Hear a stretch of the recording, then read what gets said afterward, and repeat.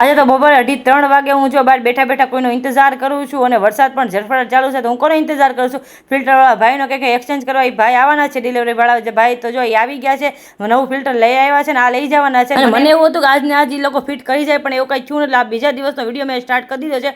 આખો દિવસ મેં વિડીયો ઉતાર્યો હતો. સવાર પતિદેવ જો એનું બિસ્તરા પોટલા લઈ અને કામ ધંધે જવા મળ્યા છે. સવાર જો ઝીણો ઝીણો વરસાદ પણ ચાલુ છે એટલે રેનકોટ પહેરીને જાય છે અને આપણે સવારનું બધું જ કામ કમ્પ્લીટ કરીને આપણે લસણ ફોલવા બેસી ગયા છીએ. અને લસણ આપણે જો ખાટે બેઠા બેઠા માચે લસણ ફોલવી છે અને ઠંડી વાતાવરણ મને એમ છું ચાલો આપણે કંઈક બનાવ્યું તો આપણે બનાવવા છે મોમોઝ. એની માટે બધા વેજીટેબલ આપણે જો તૈયાર કરી નાખ્યા છે અને ચોપરની મદદથી આપણે બધા જ વેજીટેબલ કટ કરી નાખવા છે. ગાજર, કોબી, કેપ્સિકમ, ડુંગળી તો બધું ચોપ કર્યા. લસણ, આદુ ને મરચીને જો આપણે ઝીણું કટ કરી નાખ્યું છે, કટિંગ કરીને પણ નખાય મોઢા ન આવે એટલે મેં જો ઝીણી કટ કરી પછી ડુંગળી, કેપ્સિકમ, ગાજર અને કોબીનો જો બધાનો ઉપરથી આપણે નાખી દઈશું નમક એટલે જો ફટાફટ ચડે. અને પછી સાઈડમાં આપણે એક લોટ બાંધવાનો છે મોમોઝની પૂરીનો. તો જો આપણે પેલા લોટને આપણે ચાળી નાખશું મેંદાના લોટ ઉપરથી આપણે જો સ્વાદ પ્રમાણે મીઠું નાખી દઈશું, પછી મોણ માટે તેલ નાખી દઈશું અને બધાને આપણે જો મિક્સ કરી પાણી ધીરે ધીરે નાખીને લોટ ઉપરથી મોણ નાખીને અડધી કલાક સુધી આને રેસ્ટ આપવાનો છે. સાઈડમાં આપણે જો ચડી પણ ગયું છે તો ઉપરથી ગરમ મસાલો, chilli sauce, soya sauce, crush કરેલું પનીર ને બધાને મિક્સ કરી દેવાનું. આપણે સાઈડમાં જો ટમેટાની ચટણી કરવાની છે, 4 ટમેટા, લાલ મરચા અને આદુ લસણ ને બધાને ઉકાળી નાખવાનું છે. પછી જો ઉકળી જાય એટલે આપણે જો ઉપરથી ટમેટાના છિલકા કાઢી નાખવાના છે. ભારે ઉતાવળ હતી ને બધું ઉડાડી નાખ્યું જો અને આખું રસોડું ભરી મૂક્યું છે. ગમે એમ કરીને જો બધું પીસવું